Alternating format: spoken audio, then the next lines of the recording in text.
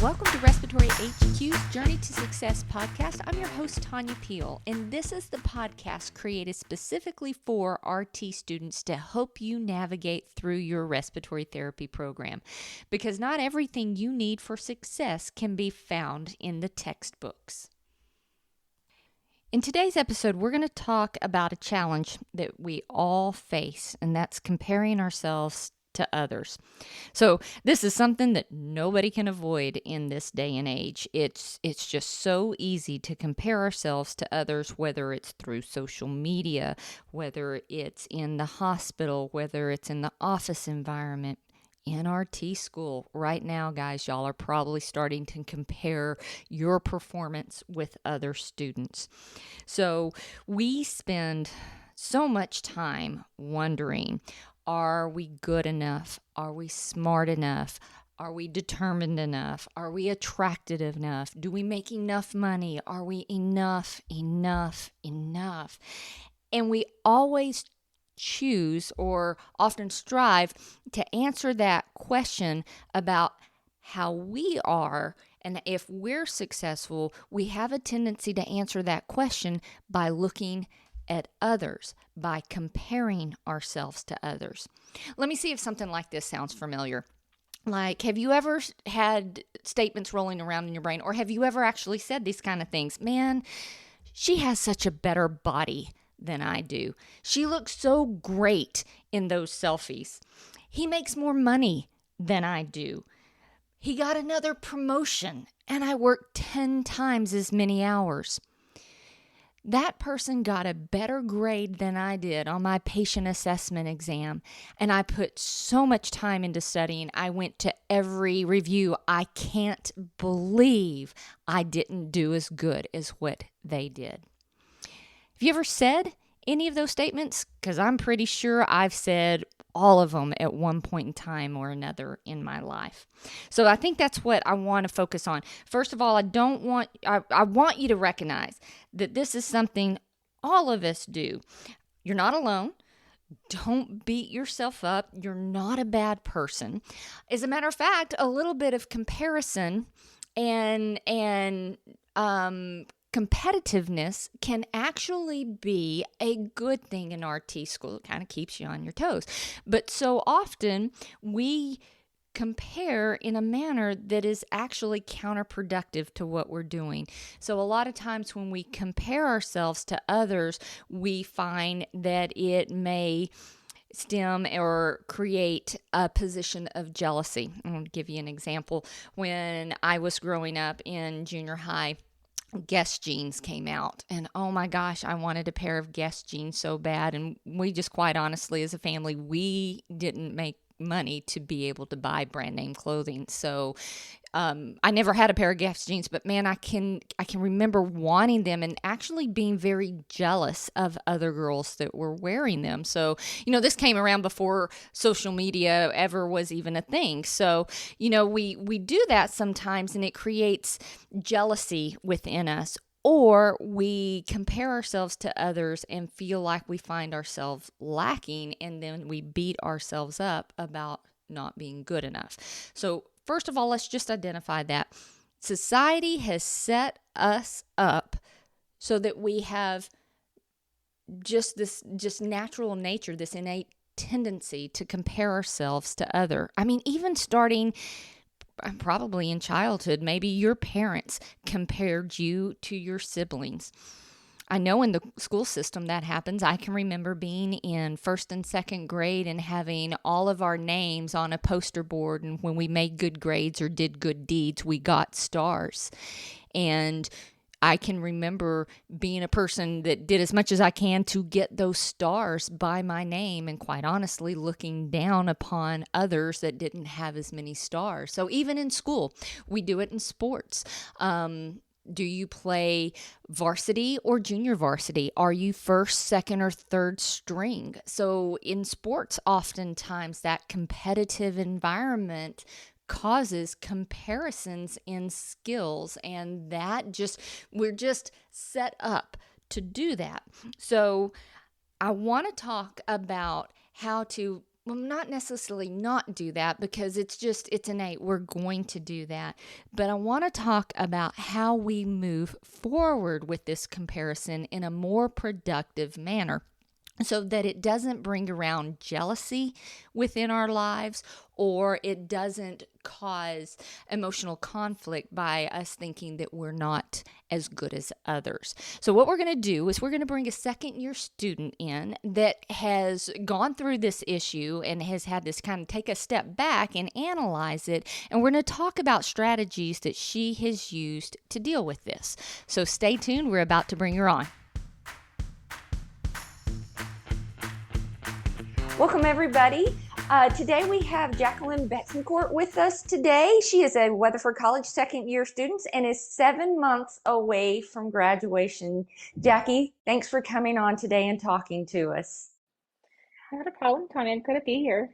Okay, good. Okay, so when I asked your class if y'all had any ideas for a podcast, if you wanted to come onto the podcast and talk about a particular topic, and you reached out to me and you wanted to talk about comparing yourself to other and how that could be probably a little hazardous, dangerous, just not a good thing in school. And what you did when you put your thoughts on paper, you sent me 3 quotes and just concepts that you wanted to discuss with other RT students to especially to help new incoming students. So let's just start from that, okay? So one of the first quotes you sent me was that if you're not first, you are last. What do you mean by that? I think the comparison gets overlooked when we're talking about like starting a new school or a new program, or you've been out of class for so long and you just like, let me jump back into school, let's try this a go. And you probably are trying to start new studying methods, what's successful, and then you get to that first exam and maybe it's not the grade you wanted. You probably studied and you've done what you think you could have, I You guess that's prepared the as word much as for it. you thought you could? That's exactly. And so you probably like, okay, we get this exam going, and then you see your grade. Probably not the grade you wanted. And then other classmates probably got the grade you were hoping for. And you kind of start to process, and it starts to like revelate in your head. Man, am I behind? Am I not getting the material? Maybe this is just isn't cut out for me. And I think self-doubt starts to build in from that. Yeah, most definitely.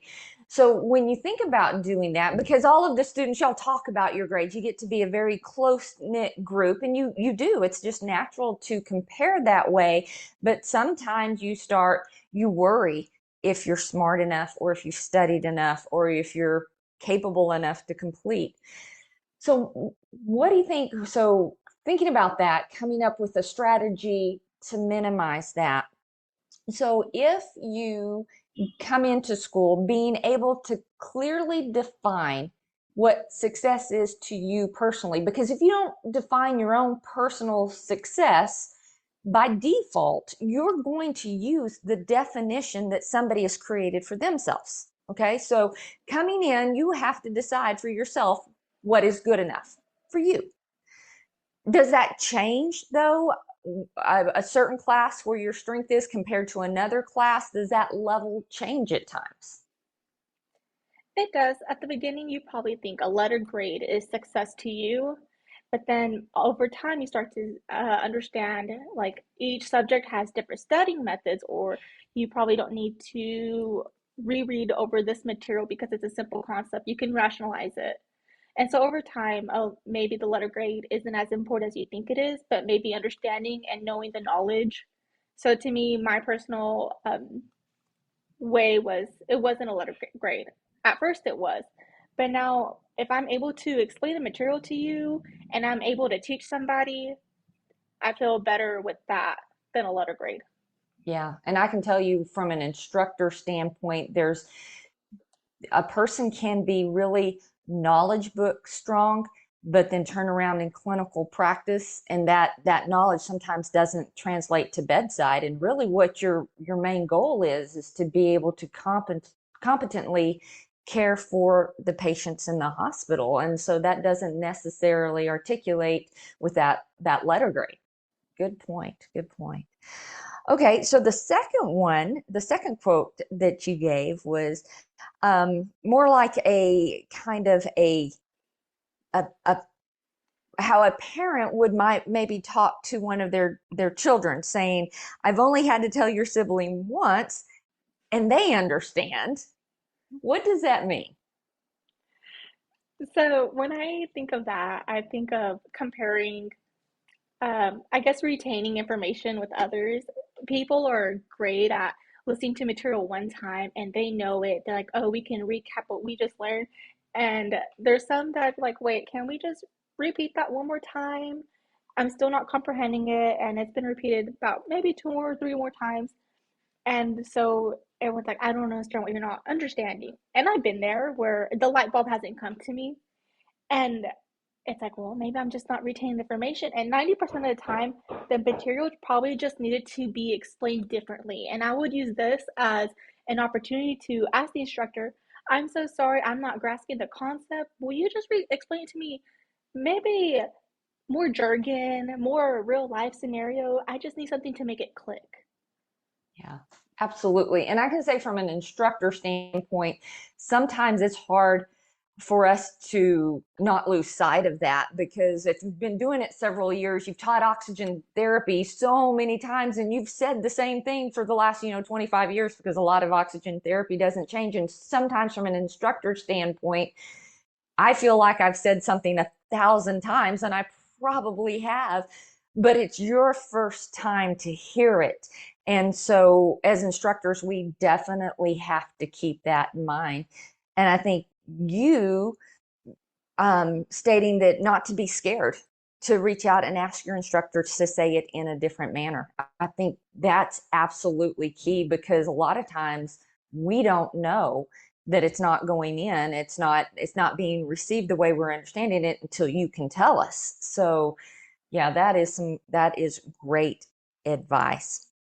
I think another thing to think here too is everybody does learn at a different speed. And when we compare, sometimes we compare our weaknesses to somebody else's strengths without thinking, that we are strong in things that maybe that other person isn't. So we're always comparing our weaknesses to other strengths, and that kind of gets in the way of things also. Yeah, for sure. All right. And then the last quote that you gave, I love this one, is that comparison is the most poisonous element in the human heart, because it destroys ingenuity and robs peace and joy. What do you mean by that? I really enjoy this quote. I think it's a very good representation of what something we may not even know we're doing. It may just be subconsciously. To me, if I were to put it and apply it to RT school, if I'm always going to compare myself to other students and maybe they got an A on this exam and I got a B, I'm going to be like, well, I want to get an A, or why didn't I get an A? And I'm always going to compare myself to that student. Or if it's clinical, maybe this student got to experience applying vent settings on a patient, initial settings, or they got to do a brachial ABG, and it's like, oh, I haven't got to do that yet. And you're always going to compare your just your outlook on things, and you're never going to be, well, what have I accomplished myself? You're never going to sit down and just think that to yourself. You're going to be comparing. And RT school is what, 21 months, maybe more for some programs. That's a long time to be, I would say the word jealous, and Yeah. just you're robbing your own piece of that. Yeah, That's a long absolutely. time. But I think it's really important what you just said too. If you're constantly comparing yourself to what other people have done and not really focusing on how much you have accomplished, you know, you're always going to come up lacking. And that it's important to sit down on occasion and just think about or list out what all you have accomplished from the beginning to where you are, wherever you are in the program. Yeah, that's really good. So one of the things that we can make sure we do is to sit down and celebrate personal successes. And I know that's something that I'm really bad about. I get to one goal and then I immediately set something else, or I'm on to the next project with ever stopping and just being happy with it. And I guess probably as students that's the same way, right? You get one test done and we're immediately jumping into another topic, and then there's hardly time to sit with that and be happy with your accomplishments. Yeah, it goes by fast. Yeah, yeah.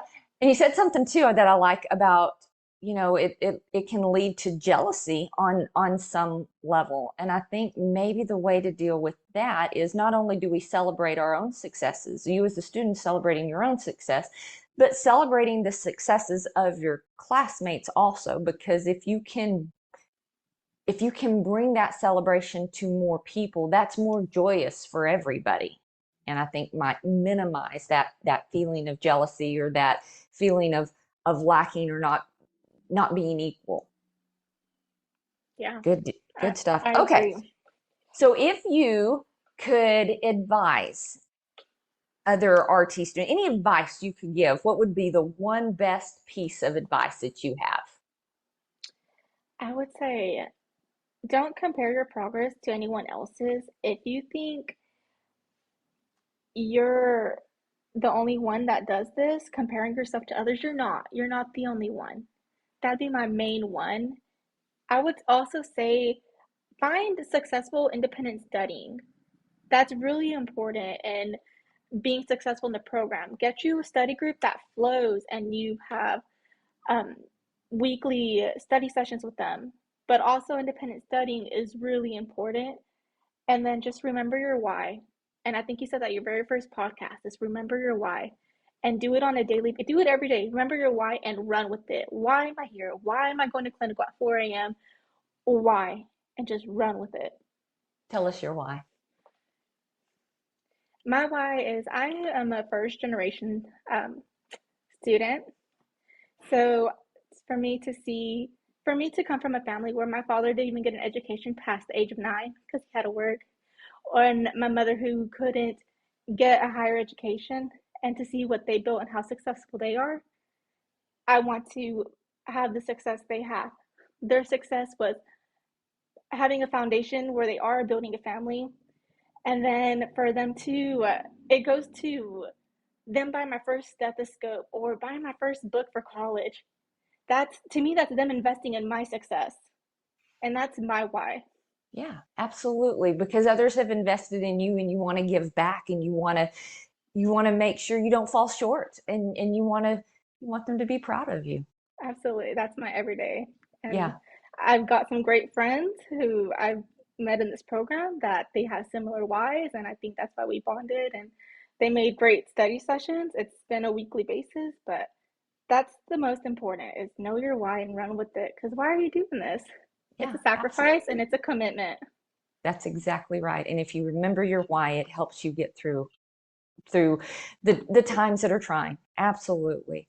Jackie, this has been some great information. I really appreciate you coming on. I really appreciate you bringing up this topic, because it is something that we all struggle with, not just in school, but everywhere. But this is advice that we can use beyond respiratory school and other facets of our life. So thanks for bringing that up. I really appreciate it. You're welcome. And one last thing I just want to put out Sure. there, some people are just strong hands-on, and that's okay. You can see something, observe it, and then be hands-on, apply it in clinical. And so ask your instructors, what are the lab hours? When are they open? Practice those competencies in the lab. Take the time to do it. Take 30 minutes after class, go to the lab and set up a large volume nebulizer, do a trach care. What is something you want to be better at, and then practice with it. Yeah. So saying that, let me ask you this. When you're talking about strengths in the classroom versus strengths in the clinical setting, are they different? When you compare the two, we're talking about comparisons. Does that one equal the other? Some people are hands-on, and I don't think you should base your academic application. If you're not the best academically, maybe you need to study longer. That's okay. But at the end of the day, when we get our registry, we go for the boards, we're hands on every day with that patient. And to me, sometimes you have to take a step back because, first semester's hard. You're taking vitals, you're kind of nervous to touch the patient. Second year comes around and you're doing your physical assessment, tactile affirmatives, cap refill, and actually understanding what a decreased cap refill is. And then you walk out that room like, oh my goodness, I just did a full patient assessment. I knew what the outcomes were, where the results were. Like, I've come a long way, and sit down and sit with that. Yeah, you did it without really even thinking about it, because you've trained and you've practiced so much. It was so hard that first semester when you learned it. Now as a second year student, it's just something you do with every patient you go in the room without thinking. Yeah, most definitely. You've come a long way since that first semester, and only 7 months to go. 7 months. It's crazy yeah, when you say it out loud. yeah, I know. Congratulations on almost being done with the journey.